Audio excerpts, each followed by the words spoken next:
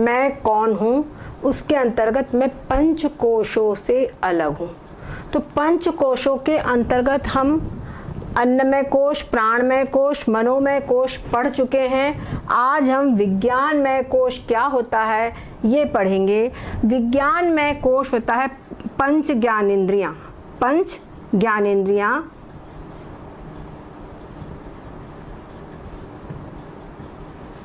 और बुद्धि। ठीक है, पांच ज्ञानेंद्रियां और बुद्धि, इनको मतलब पांच ज्ञानेंद्रियों के से जो बुद्धि है इसी को विज्ञानमय कोश कहा जाता है।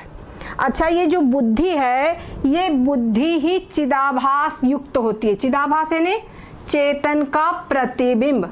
ये हम आपको पिछले दिनों बता चुके हैं कि किस प्रकार से चेतन का प्रतिबिंब बुद्धि की सतोगुण में पड़ता है। और बुद्धि जो है ये पंच महाभूतों के मिलित सतोगुण का कार्य है। ज्ञानेंद्रियां भी पंच महाभूतों के एक एक के सतोगुण का कार्य है। तो ये पूरा जो है पूरा शुद्ध सत्व प्रधान ही होता है विज्ञानमय कोश। इसमें चिदाभास होता है। तो चिदाभास होने से जो ये विज्ञानमय कोश है ये इन चारों की अपेक्षा बहुत ही ताकतवर होता है, मतलब पावरफुल है। और इसी को मेन रूप से कर्तापना, यही शरीर के अंदर में कर्तापना और भोक्तापना इसको भाव होता है। ये जो बुद्धि है जागृत अवस्था में सिर से लेके पैर तक, पैर के अंगूठे तक, मतलब समझो शिखा से लेकर के नख तक, पूरे इसमें ये बुद्धि जागृत अवस्था में व्याप्त रहती है। और ये जो हमको दिखाई पड़ रही है पूरी एक्टिविटी, सारा संचालन पूरा बुद्धि के ही द्वारा हो रहा है। ठीक है, तो यही पूरा विज्ञानमय कोश एक्टिव है। अच्छा, दूसरी बात क्या होता है, जब सुषुप्ति अवस्था होती है तो सुषुप्ति अवस्था में बुद्धि विलीन हो जाती है। ये जो चिदाभास के सहित ये बुद्धि विलीन हो जाती है सुषुप्ति अवस्था में। तो सुषुप्ति अवस्था में ये विलीन हो जाती है। दूसरी बात, ये पंच महाभूतों का ही कार्य है, पंच महाभूतों के सतोगुण का ही कार्य है, सत्व तीनों गुणों का ही कार्य है और ये विलीन हो जाती है। इसीलिए ये बुद्धि कैसी है, ये जो विज्ञानमय कोश है ये भी कैसा है, ये विनाशी है, ये अविनाशी नहीं है। तो ये विज्ञानमय कोश है, ये भी क्या है, आत्मा नहीं है, ये भी मेरा स्वरूप नहीं है। तो ये मुझसे अलग है, मैं इसको जानता हूँ, मैं इसका जानने वाला हूँ। और जैसे घड़ा, मैं घट दृष्टा की तरह मैं इससे अलग हूँ। ये सब कुछ दृश्य है। जब बुद्धि सब काम कर रही है, जागृत अवस्था चल रही है तो भी मैं जानता हूँ, और सुषुप्ति अवस्था में लय हो जाती है तब ये नहीं रहती तो भी मैं जानता हूँ कि उस समय पर मेरे को कुछ भी ज्ञान नहीं हुआ। तो सुषुप्ति अवस्था में बुद्धि नहीं रहती, इसलिए सुषुप्ति अवस्था में अज्ञान रहता है। तो कहते ऐसे सुख से सोया कि कुछ भी नहीं जाना।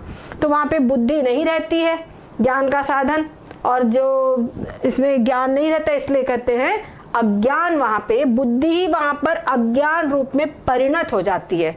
जैसे घी होता है ना, तो घी जमा हुआ और पिघला हुआ, तो अगर उसको हम आग पर रख देंगे तो वो घी क्या हो जाएगा, पिघल जाएगा।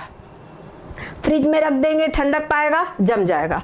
वैसे समझ लीजिए बुद्धि है, जागृत अवस्था में बुद्धि पिघला हुआ घी है समझिए। तो पिघला हुआ घी है तो पूरा एक्टिव है। हमको कोई सब्जी वगैरह कुछ छोकना हो तो हम पिघले घी में छोक सकते हैं और जमे हुए घी में नहीं छोक सकते। तो जो बुद्धि है ये पिघला हुआ घी है, तो समझिए इसके अंदर में सारे कार्य, सारी एक्टिविटी शरीर की इसके द्वारा हो रही है। ठीक है, और इसके अंदर में क्योंकि सतोगुण है तो चिदाभास भी एक्टिव, तो पूरा शरीर मतलब जान, जीवित, लिविंग पूरा हो है, दिखाई दे रहा है।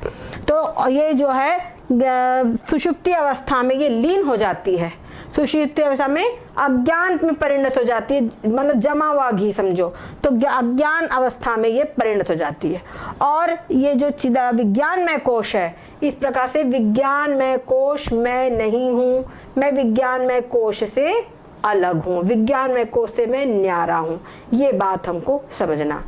अब इसके बाद में रह गया हमारा आनंदमय कोश। ये आनंदमय कोश जो है ये कारण शरीर का भाग है। ठीक है, हमने बताया था प्राणमय कोश, मनोमय कोश और विज्ञानमय कोश, ये सब सूक्ष्म शरीर के भाग है। ठीक है। और जो अन्नमय कोश है ये स्थूल शरीर का भाग है, ठीक है।